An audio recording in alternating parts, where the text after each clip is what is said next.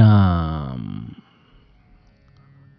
आपल्या सर्वांच्या हृदयस्थ बसणाऱ्या आत्मारामास साष्टांग प्रणिपात करून गोस्वामी तुलसीदास रचित श्री रामचरितमानस या ग्रंथातील जो चतुर्थ सोपान किष्किंधाकांड याचं आपण चिंतन करत आहोत. सज्जनहो, हे आपलाच कथाचिंतन क्रमांक 810.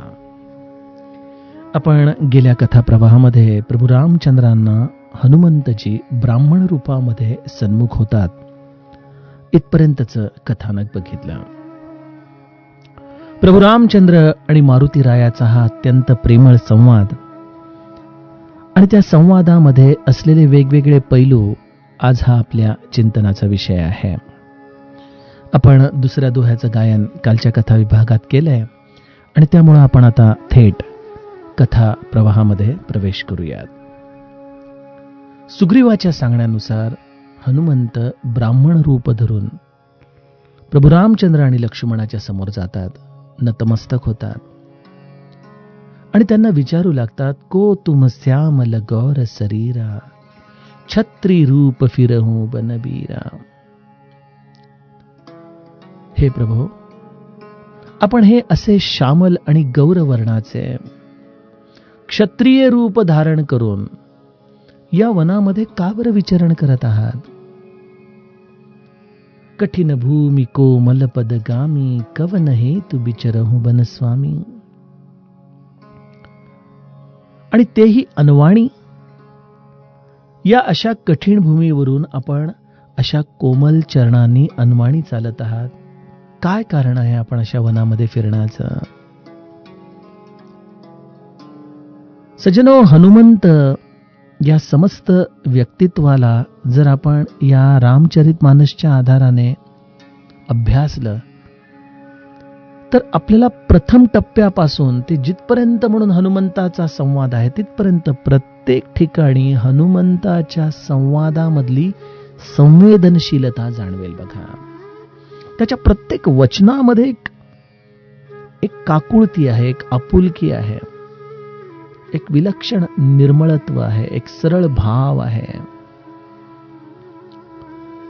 बघा, आजच्या काळामध्ये या सर्व दुरापास्तच गोष्टी आहेत. कारण मनुष्य बोलत एक असतो, त्याचा विचार वेगळा असतो, त्याचा हेतू तिसरा असतो.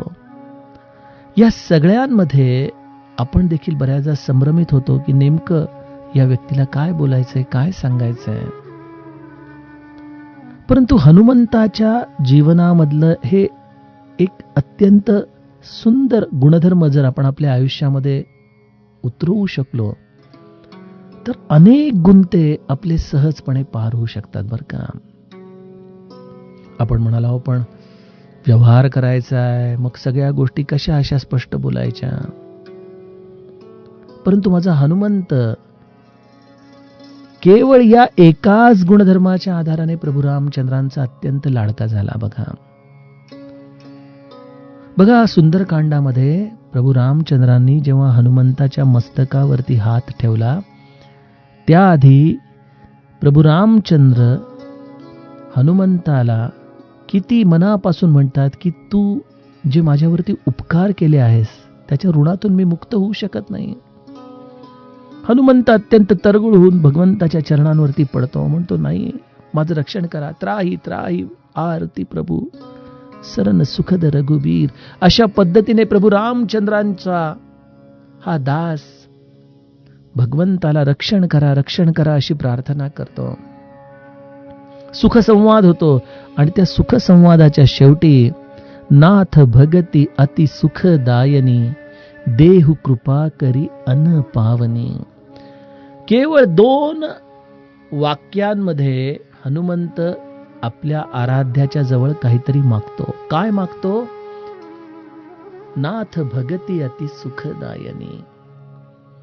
जीवनामध्ये भक्ती ही अत्यंत सुखद आहे, परंतु ही भक्ती केवळ आपल्या कृपेनेच प्राप्त होऊ शकते. तेवढी आपण निर्मळ भक्ती मला द्यावी. बघा, हे वाक्य मी देखील म्हणू शकतो. माझ्यावरती का बरं प्रभू रामचंद्र प्रसन्न होत नाहीत? आणि हनुमंताने देखील केवळ एवढी 2च वाक्य रामाच्या जवळ उच्चारली आणि रामाने लगेच हनुमंताला निर्मळ भक्तीचं वरदान देऊन टाकलं. याचं कारण गोस्वामीजी त्या चौपाईच्या पुढच्या टप्प्यामध्ये आम्हाला सांगतात, सुनी प्रभू परम सरल कपिबानी. परम सरळ, अत्यंत शुद्ध, अत्यंत जीवाला स्पर्श करणारी, ज्याच्यामध्ये कुठलाही कपट नाही, कुठलाही स्वार्थ नाही, जी प्रेमाने ओतप्रोत आहे, जी निस्वार्थ आहे, अशी परम सरळ वाणी हनुमंताची प्रभू रामचंद्रांनी ऐकली आणि एव मस्तु तब अशा पद्धतीने हनुमंताला प्रभू रामचंद्रांनी आशीर्वाद दिला. म्हणजे सज्जनो, ह्यातून आपल्याला काय शिकलं पाहिजे? हनुमंताची ही परम सरळता, हनुमंताचं असलेलं हे अत्यंत निस्वार्थी हृदय, ह्याचं खरं चिंतन आपल्याला हनुमंत चरित्रातून करायचंय. आणि बघा, याची सुरुवातच इथं होते. एखादा जाऊन कदाचित दरडावने विचारू शकला असता की हे 2 कोण तरुण आहेत बाबा, कुठून आला, कुठं चाललाय, होय की नाही? आपण बघतो ना, एखाद्या कंपनीच्या गेटवर गेला आपण, आपली काही ओळख नसेल तर तिथले सिक्युरिटी गार्ड कसे उन्मत्तपणे आपल्याशी बोलतात, आपल्याला कधी कधी हकलून द्यायला देखील सांगतात. म्हणजे हा देखील सुग्रीवाचा चाकर, परंतु संवेदनशीलता तेव्हा देखील कशी अबाधित आहे हृदयामध्ये. काय म्हणतायत? कठीण भूमी कोमल पदगामी, कवन हे तू बिचरहू बन स्वामी. ही भूमी अत्यंत कठीण आहे.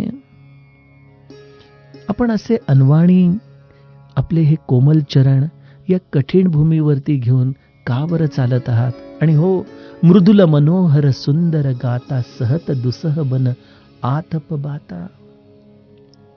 मनाला हरण करणारं आपलं हे सुंदर कोमल अंग, आणि असं हे एवढं सुंदर शरीर तुम्ही या वनामधल्या असह्य ऊन वाऱ्याला सहन करत आपण का बरं इथं विचरण करत आहात? बघा सज्जनो, प्रत्येक जीव हा भगवंतच आहे. प्रत्यक्ष भगवद्गीतेमध्ये सांगितलेलंच आहे की ममैवांशो जीव लोके जीवभूत सनातनः.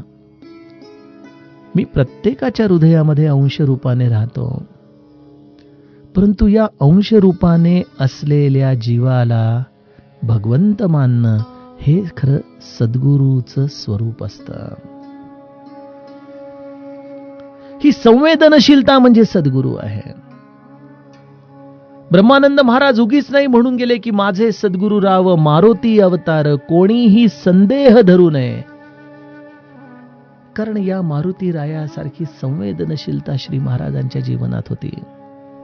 श्री महाराज म्हणायचे ना, व्यावहारिक दृष्ट्या माझ्यामध्ये केवळ एकच दोष आहे की मी कोणाचं दुःख पाहू शकत नाही. कोण कुठले हे 2 सुकुमार, काय परिस्थिती आहे सुग्रीवाची, आणि हा त्याचा सेवक. परंतु अशाही अवस्थेमध्ये राम लक्ष्मणाला समोर जाताना पहिला प्रश्न आहे की आपण अशा उन्हातानामध्ये का फिरत आहात, का स्वतःला कष्ट देत आहात, काय पाहिजे आपल्याला?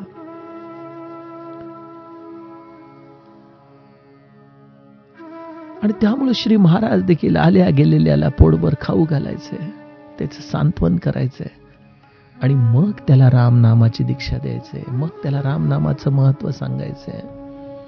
हे सर्व जीवन मिथ्या आहे, हा प्रपंच मिथ्या आहे, ठीक आहे, परंतु ह्याच्याबरोबर जगलं तर पाहिजे ना. आणि त्यामुळे श्री महाराज हे आम्हाला सगळ्यांना आपलेसे वाटतात, कारण त्यांच्या इतकं प्रेम, त्यांच्या इतकी सुहृदयता, त्यांच्या इतकी संवेदनशीलता, त्यांच्या इतकी परम सरळता, याची तोडच या जगामध्ये होऊ शकत नाही. तेच या मारुती रायाचं रूप होतं सज्जनो.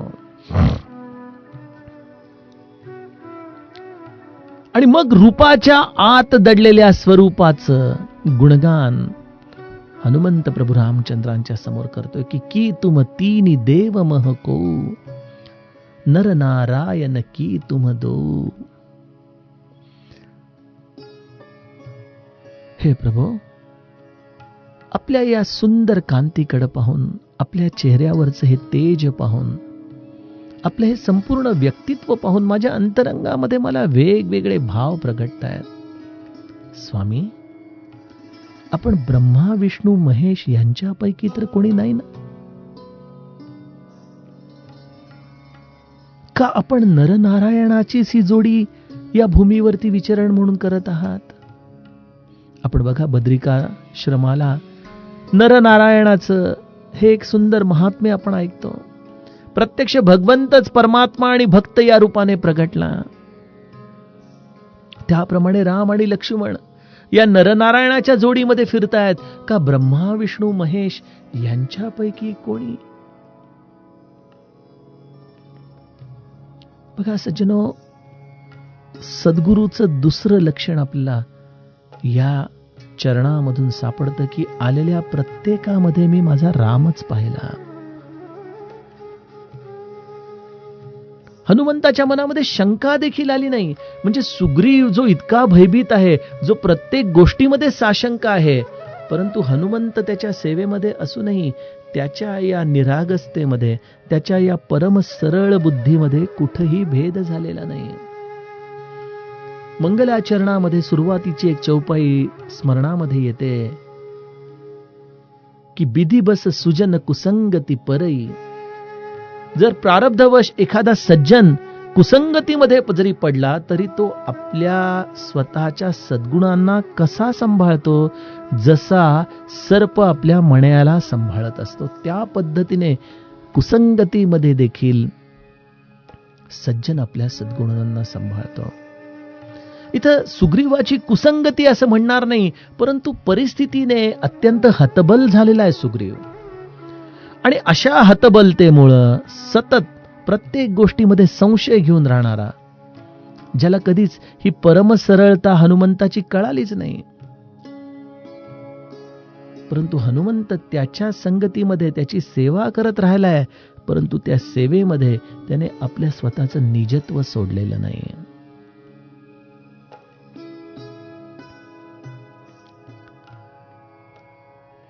आणि अशा या परमसरळतेने हनुमंत प्रभू रामचंद्रांना म्हणतोय की जग कारण तारण भव भंजन धरणी भार, की तुम अखिल भुवनपती लीन मनुज अवतार. का आपण या ब्रह्मा विष्णू महेश नरनारायण यांचा देखील उद्गम बिंदू आहात. या समस्त विश्वाचं, या ब्रह्मांडाचं आपण मूळ आहात. संपूर्ण लोकांचे आपण स्वामी स्वयं भगवान आहात. का लोकांना भवसागरातून पार उतरण्यासाठी, पृथ्वीचे हे कष्ट नाहीसे करण्यासाठी मनुष्य रूपामध्ये अवतरलेले परमात्मा आहात? कोण आहात आपण? बघा, सर्वप्रथम रूपाची संवेदनशीलता आणि त्या रूपाच्या अंतरंगामध्ये दडलेल्या या परमात्म्याचे हे गुणगान, हेच सद्गुरूचं कार्य असतं. तू कोण आहेस? कोण आहेस? कोण आहेस?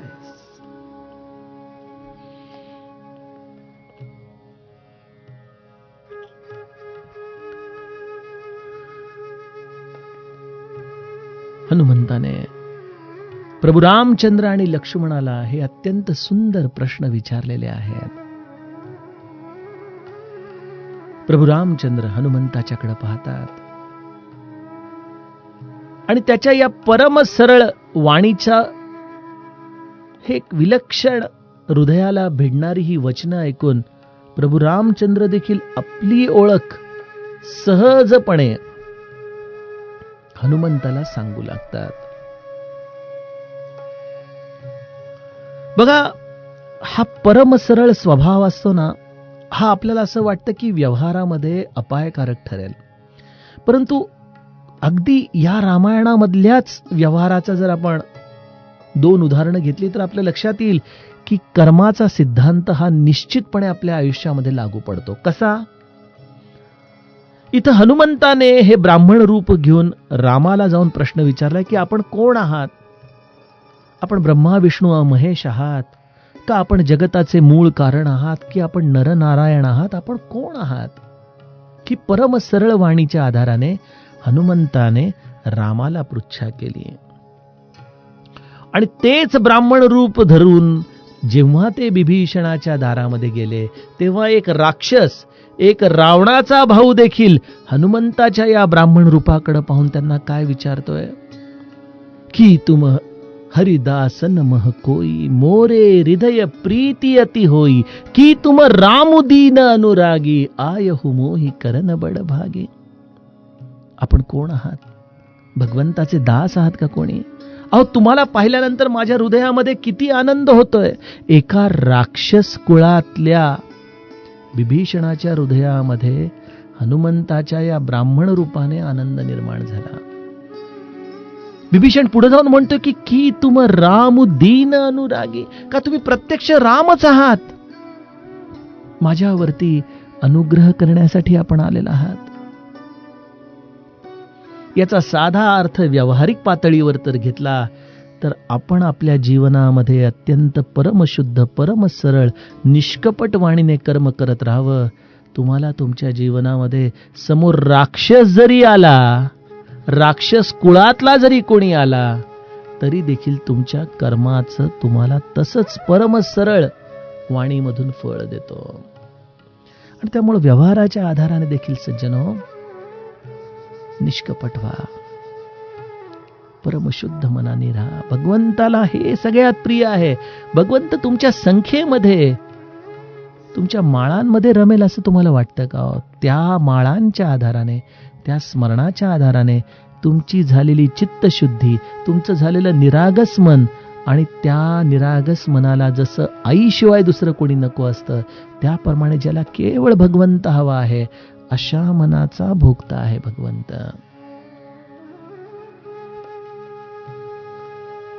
प्रभू रामचंद्रांना हनुमंताने अशा पद्धतीने पृच्छा केली आणि हनुमंत देखील या परमसरळ वाणीमुळं सहजपणे आपली ओळख सांगू लागले. बघा, व्यवहारामध्ये देखील आपण बघतो, कदाचित जास्त ओळख नसलेली दोन व्यक्ती काही काळ एकमेकांशी संवाद करतात, परंतु असं वाटतं की अरे, हे तर आपल्याशी खूप जवळचं नातं आहे. कारण की तो एक बोलण्यामध्ये असलेला स्वाभाविक मोकळेपणा, ती असलेली एक मनाची घेतलेली पकड, या सगळ्यांमुळे त्या व्यक्तीशी संवाद हा अत्यंत सुखदायक वाटतो. प्रत्यक्ष भगवंताला देखील या ब्राह्मण रूपाच्या आत दडलेल्या हनुमंताला ते ओळखले नाहीये अशी निश्चित परिस्थिती नाही, परंतु या ब्राह्मण रूपामधून हनुमंत करत असलेल्या या संवादामध्ये प्रत्यक्ष भगवंत देखील जणू काही काळ स्थिरावले गेले. प्रभू रामचंद्र हनुमंतांना म्हणतात की कौसलेस दशरथ के जाए, हम पितु बचन मानी बन आए, नाम राम लक्ष्मण दो भाई, संग नारी सुकुमारी सुहाई, इहाँ हरि निसिचर बैदेहि, विप्र फिरई हम खोजत तेहि, आपन चरित कहा हम गाई, कहु विप्र निज कथा बुझाई. प्रभू रामचंद्रांनी जसं मी आत्ता या चौपाया एका श्वासामध्ये वाचल्या, त्याप्रमाणे हनुमंताची ही निरागस वाणी ऐकण्यासाठी जणू काही आपली लगेच ओळख पटदिशीने सांगून टाकली. आपण आम्हाला प्रश्न केला की आम्ही दोघं कोण आहोत, या वनामध्ये का फिरत आहोत, एवढे दुस्सह त्रास आम्ही का सहन करत आहोत. आणि आपण म्हणता की आम्ही ब्रह्मा विष्णू महेश जगताचे मूळ, असं आमचं काही नाही. आम्ही आहोत कौसलेस दशरथ के जाए, अवधपती राजा दशरथाचे आम्ही पुत्र आहोत. आमच्या वडिलांनी आम्हाला एक आज्ञा केली आणि त्या वडिलांच्या वचनाची पूर्तता करण्यासाठी म्हणून आम्ही वनात आलेलो आहोत. आमची नावं राम आणि लक्ष्मण आहे. हा माझा भाऊ. अरे, पण आमच्या समवेत माझी पत्नी जी अत्यंत रूपवान होती, अशी जानकी, जिचं या वनांमध्ये राक्षसांच्याकडून अपहरण झालेलं आहे. हे ब्राह्मणदेव, आम्ही तिला शोधत फिरत आहोत. आता आम्ही तर आमचं सगळं चरित्र ऐकवलं. हे ब्राह्मणदेवा, आपण विस्ताराने मला आपला परिचय द्यावा. बघा, प्रभू रामचंद्रांनी जे माता शबरीला सांगितलं की जेव्हा माता शबरी म्हणाली होती की अधम ते अधम, अधममय नारी, त्यावेळेला प्रभू रामचंद्रांनी तिला सांगितलं की मानहु एक भगती कर नाता, म्हणजे इथं माता शबरी स्वतःला अत्यंत अधम समजत होती. तिला केवळ एकच नातं प्रभू रामचंद्राने सांगितलं, ते म्हणजे भक्तीचं. इथं खरं तर हा भूदेव, हे ब्राह्मण रूप प्रभू रामचंद्रांच्या समोर प्रगटलंय, परंतु हे ब्राह्मण रूप हनुमंताने धारण केलंय, परंतु त्याच्यामध्ये असलेलं हे भक्तीचं नातं प्रभू रामचंद्रांच्या हृदयाला स्पर्श करून गेलं आणि त्यामुळे प्रभू रामचंद्र हनुमंताशी अगदी पहिल्या क्षणापासून सहज संवाद करतायत, कारण हे भक्तीचं नातं आहे. आम्ही तर आमचं सर्व चरित्र सांगितलं, आपण सांगा, आपण कोण आहात? बघा, इथं देखील प्रभू रामचंद्र सहज प्रश्न विचारू शकले असते, आम्ही आमच्या पत्नीचा शोध घेतोय, आपल्याला काही माहिती आहे का आमच्या पत्नीबद्दल? परंतु हा प्रश्न विचारणं, याचाच अर्थ प्रभू रामचंद्र आपल्या हृदयामध्ये जानकी माताजी त्यांच्यापासून कधीच वेगळी नाहीये, हेच जणू काही हनुमंताच्या समोर ठेवतायत. या उलट आपल्या समोर आलेला हा भक्त कोण आहे हे जाणून घेण्याची पृच्छा, हे जाणून घेण्याचं कुतूहल प्रभू रामचंद्र किती स्पष्ट शब्दामध्ये सांगतायत की आम्ही तर आमची ओळख सांगितली, हे ब्राह्मण देवता, आपण आपला विस्ताराने परिचय द्या.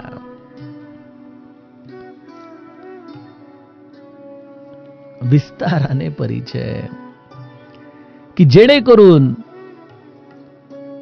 आपलं आणि माझं नातं काय आहे हे तुम्ही जोपर्यंत मला सांगत नाही, तेवढा विस्तार तुम्ही तुमच्या परिचयाचा करा.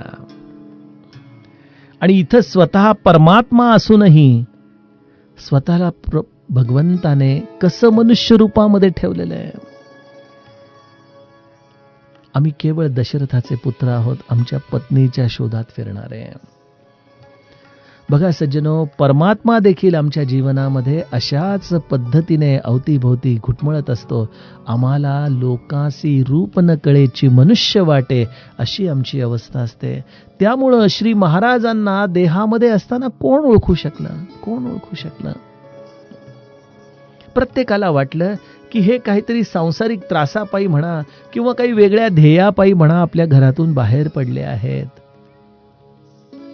परंतु हे श्री महाराजांचं देशाटन त्यांच्या स्वतःसाठी कधीच नव्हतं. सन्मुख होई जीव मोही जबही, जन्म कोटी अघनासही तबही. त्याप्रमाणे श्री महाराजांना या समस्त देशाटनामध्ये जे जे म्हणून त्यांना सन्मुख आले, त्यांना श्री महाराजांनी अंतिम कल्याणाचा मार्गच दाखवला की नाही?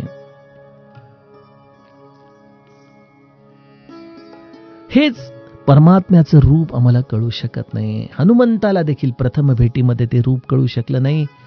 याचं कारण एक आहे, जे आपल्याला बालकांडामध्ये गोस्वामीजींनी सांगितलेलं आहे.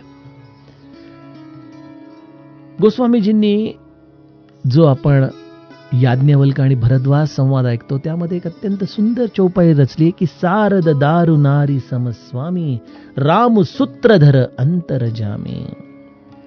ही माता शारदा म्हणजे कठपुतली आहे आणि त्या कठपुतलीचा सूत्रधार राम आहे. आणि त्यामुळं राम जोपर्यंत आपली ओळख दुसऱ्याला व्हावी हे जोपर्यंत स्वतः ठरवत नाही, तोपर्यंत रामाला कोणीच जाणू शकत नाही. अहो बघा, परशुरामाच्या चरित्रामध्ये देखील किती वेळ यांचा शाब्दिक संघर्ष आहे, परशुरामाचा, प्रभू रामचंद्रांचा, लक्ष्मणाचा. आणि एका टप्प्यावरती जसं एखाद्या कपाटाची किल्ली लावून ते कपाट उघडावं, त्याप्रमाणे प्रभू रामचंद्र म्हणाले, आता बस झाला संवाद, आता मी कोण आहे? सुनी मृदु गूढ बचन रघुपती के, उघरे पटल परसूधर मतिके. परशुरामाच्या मतीचे पटल प्रभू रामचंद्रांनी त्या मृदू वचनांच्या आधाराने उघडले. 11व्या अध्यायामध्ये देखील विश्वरूप दर्शनाच्या वेळेला अर्जुनाला श्रीकृष्ण, आता बघा काय श्रीकृष्ण राम इतके एकरूप होऊन जातात बोलता बोलता, त्यावेळेला श्रीकृष्ण परमात्मा अर्जुनाला म्हणतो की अरे अर्जुना, हे विश्वरूप दर्शन मी तुझ्या समोर व्यक्त तर करतोय, त्यामध्ये तुला अनंत प्रकारची आश्चर्य पाहायला मिळतील, परंतु हो, एक निश्चित आहे की तुला तुझ्या डोळ्यांनी ते पाहता येणार नाहीत. जोपर्यंत मी कृपा करून ते पाहण्याची दृष्टी देत नाही तोपर्यंत तू हे पाहू शकत नाहीस. आणि इथं सगळी फसगत आहे की भगवंत जोपर्यंत स्वतः कृपा करून ठरवत नाही की आपण या जीवाला आपली ओळख सांगावी, तोपर्यंत आम्ही कितीही बुद्धिमतां वरिष्ठम असलो तरी भगवंत समोर आल्यानंतर त्याला ओळखू शकत नाही. आणि प्रभू रामचंद्र या हनुमंतावरती अतीव प्रसन्न झाले आणि या ब्राह्मणाला आपली कथा सांगण्याची जेव्हा प्रभू रामचंद्राने विनंती केली, खरं तर त्या शब्दांमध्येच हा सगळा मायेचा पटल प्रभू रामचंद्रांनी काढून घेतला. हनुमंताला सर्व स्मृती जणू काही रामरायाने प्रदान केल्या. जरी त्या शक्तीला प्रफुल्लित करण्यासाठी जामवंतासारखा सद्गुरू योग्य वेळेला उपयोगाला आला, प्रभू रामचंद्रांनी हनुमंताच्या अंतरंगामध्ये आपल्या स्वतःची ओळख पटवली. प्रभु पहिचानी परेव गही चरना, सो सुख उमा जाई नाही बरना. आणि प्रभू रामचंद्रांच्या चरणांवरती हनुमंत जेव्हा नतमस्तक झाला, जेव्हा त्यांच्या चरणांना पकडून हनुमंत लोटांगण घालू लागला, त्यावेळेला या हनुमंताच्या हृदयामध्ये जो खऱ्या अर्थाने या आनंदासाठी म्हणून हा देह धारण करून राहत होता, त्या महादेवाने त्या सर्व सुखाचा आनंद आपल्या हृदयामध्ये जाणला आणि तो आपल्या अर्धांगिनीला अर्थातच पार्वती मातेला सांगू लागला की सो सुख उमा जाई नाही बरनी. बघा, एखाद्या व्यक्तीला झालेलं सुख जर ते अनुर्वाच्य असेल तर ते केवळ त्या व्यक्तीचंच हृदय जाणू शकेल, परंतु इथं महादेव कैलासावरून हनुमंताच्या सुखाचं वर्णन करता येऊ शकत नाही हे माता पार्वतीला सांगतोय, कारण हनुमंताच्या हृदयामध्ये त्या सुखाची अनुभूती प्रत्यक्ष महादेव घेत आहेत. शरीर पुलकित झालं, मुखामधून वचन उच्चारण अत्यंत अवघड होऊन गेलं आणि प्रभू रामचंद्रांच्या या सुंदर रूपाकडे हनुमंत एकटक निहाळत त्यांच्या चरणांजवळ बसलेला आहे. देखत रुचिर बेश कै रचना. प्रभू रामचंद्रांची ही सुंदर वेश रचना हनुमंत निहाळतोय. काहीसा धीर धरून प्रभू रामचंद्रांची हनुमंत स्तुती करू लागलाय आणि आपल्या स्वामींनी आपल्याला ओळखलंय याचा हृदयामध्ये हनुमंत आनंद अनुभवतोय. हनुमंताने प्रभू रामचंद्रांच्या समोर आपल्या या अज्ञानाला जणू काही निवेदन करायला सुरुवात केली आहे.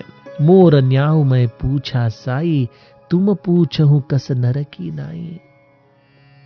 हे स्वामी, मी जे विचारलं ते माझं विचारणं तर न्याय्य होतं. मी आपणास अनेक वर्षानंतर पाहिलं आणि तेही आज ज्या वेशामध्ये पाहिलं तसे तुम्ही नव्हता. मी जेव्हा तुम्हाला पाहिलं त्यावेळेला तर तुम्ही अनंत प्रकारच्या सुंदर सुंदर रूपाने विभूषित होता, परंतु ह्या अशा तपस्वी वेशामध्ये आपण मला कधी दिसाल हे माझ्या मनामध्ये देखील आलं नाही. आणि त्यातच मी असा चंचल वानर बुद्धीचा, मला मागच्या क्षणाला काय झालं याचा देखील आठव नसतो. हा तर अगदी लहानपणी घडलेला प्रसंग, त्यामुळे मी आपणास ओळखू शकलो नाही. परंतु मला एका गोष्टीचं मात्र राहून राहून कुतूहल वाटतंय की मी तुम्हाला ओळखू शकलो नाही याची अनेक कारणं आहेत, परंतु आपण देखील मला ओळखलं नाही.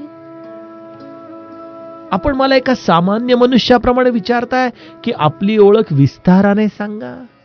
काय विस्ताराने सांगू प्रभू? तव माया बस फिरऊ भुलाना, ताते मैं नहीं प्रभु पहिचाना. मी तर आपल्या मायेने वशीभूत होऊन आपल्याला विसरलो, भटकत राहिलो इकडं तिकडं. आणि म्हणून माझा स्वामी माझ्या इतक्या निकट येऊनही मी त्याला ओळखू शकलो नाही. आणि सज्जनो, हेच आपल्यामधलं आणि परमात्म्यामधलं अंतर आहे. हे मायेचं असलेलं पटल, आणि या मायेच्या पटलाला केवळ तो सद्गुरू राया, केवळ तो परमात्मा त्याच्या कृपेने आपल्यासाठी म्हणून दूर करू शकतो. अन्यथा जसं श्रीकृष्ण परमात्म्याने सांगितलं की अनंत योग, अनंत तप, अनंत गोष्टी जरी केल्या तरी हे दर्शन घडू शकतं ते केवळ माझ्या कृपेच्या आधाराने. हनुमंतावरती भगवंताने ही प्रथम कृपा केली, आपल्या या मायेचं पटल दूर केलं. त्याच क्षणी स्वामी आणि त्यांच्या दासाची ही परस्परांना ओळख पटली. हनुमंत सद्गदित होऊन प्रभू रामचंद्रांना केवळ एकच पृच्छा करतोय की एक उमय मंद मोह बस, कुटिल हृदय अज्ञान, पुनी प्रभू मोहि बिसारेऊ, दीन बंधू भगवान. एक तर मी मुळामध्ये मंद आहे आणि त्यातच मोहाने ग्रासलेलो आहे. माझ्या हृदयामध्ये असलेली ही कुटिलता, माझं हे अज्ञान, या सर्व दृष्टीने हे प्रभो मी आपणास ओळखणं हे मला कदापि शक्य नव्हतं. परंतु मला या गोष्टीचं राहून राहून आश्चर्य वाटतं की हे प्रभो, मी जरी आपणास विसरलो तरी हे दीनबंधू आपणही मला विसरला. आपल्याला देखील माझं स्मरण झालं नाही. काय जीव आणि शिव ह्याच्यामधला हा सुंदर मिलाफ आहे सज्जनो, की जीवो ब्रह्मैव नापरे. हे आपण म्हणतो, जीव आणि ब्रह्म यांच्यामध्ये कणभर देखील अंतर नाही. हे कोणासाठी?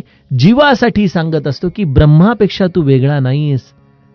परंतु त्याच वेळेला जीवाला देखील हा प्रश्न पडला पाहिजे की ठीक आहे, मी त्याच्यापेक्षा वेगळा नाही हे मला आपण सांगताय, परंतु त्या परमात्म्याला माझा विसर कसा पडला? तो परमात्माला देखील मला विसरून गेला की काय?